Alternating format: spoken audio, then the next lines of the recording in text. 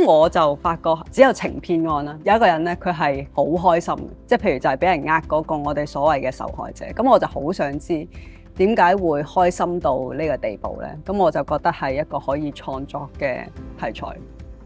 成品係最後俾我自己諗豐富太多啦，好過太多啦，我覺得。即係我每次講到呢個就有啲觸動，因為我覺得係即係各個崗位幫我豐富咗成件事好多嘅。My older brother, he started trail running, told me about the Hong Kong 4 Trails Ultra Challenge, kind of the perfect fit for my style of filmmaking. It was kind of at that moment, seeing everyone watching it in the cinema, their reactions, that's sort of the moment where I felt, okay, this is the film that I put out there. I had never made a feature-length film before this. I kind of didn't know what I was getting myself into before I even started. The amount of effort went in was far more than I could ever have imagined. 我拍嗰陣時其實都好激動嘅，有位副導演拍一拍我膊頭，導演你都好似有啲釋懷喎。我第一次睇到 Final Cut 嗰陣時係好想逐一咁樣同咁多位演員再講多次多謝。我諗係因為其實剪片嘅過程裏邊已經睇咗好多次佢哋演出，但係到真係成品嘅時候，我仍然係非常之感動。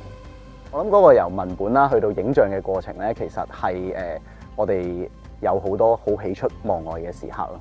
咁而演員嘅演出啊，甚至係包括埋 Little 我哋嘅99演員嘅演出，都係超乎我哋嘅想像。我最難忘嘅咧就係佳叔第2次喺屋企吊頸嘅時候啦。Little 狀態唔係咁好嘅一日，但係都好好彩啦，我哋可以捕捉到一啲好打動到人嘅鏡頭咯。其實我哋由剪片到做後期睇咗成年幾咁樣，我哋即係對某一啲 scene 仲有好有感覺。要我再睇翻有幾個 key scene，我都仲有好 emotional attachment 喺度，即係 which means I'm doing something correct。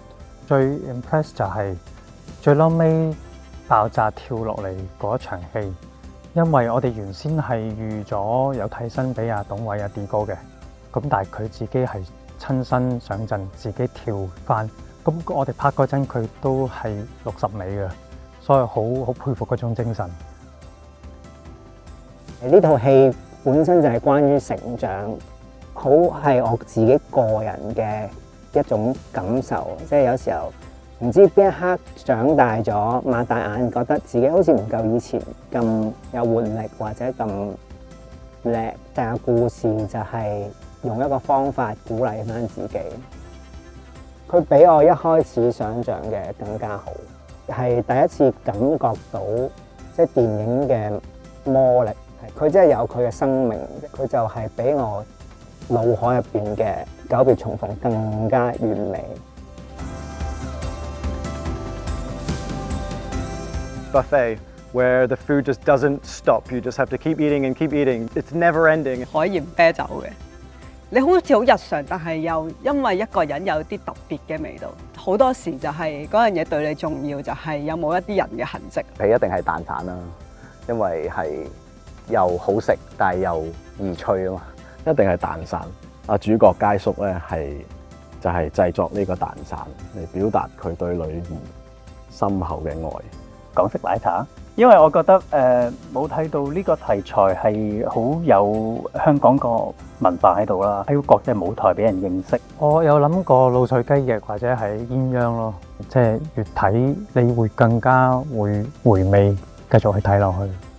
我細個第一次煮俾自己食嘅一隻荷包蛋，係深刻嘅，係有營養嘅，亦都其實係可以係好好食嘅。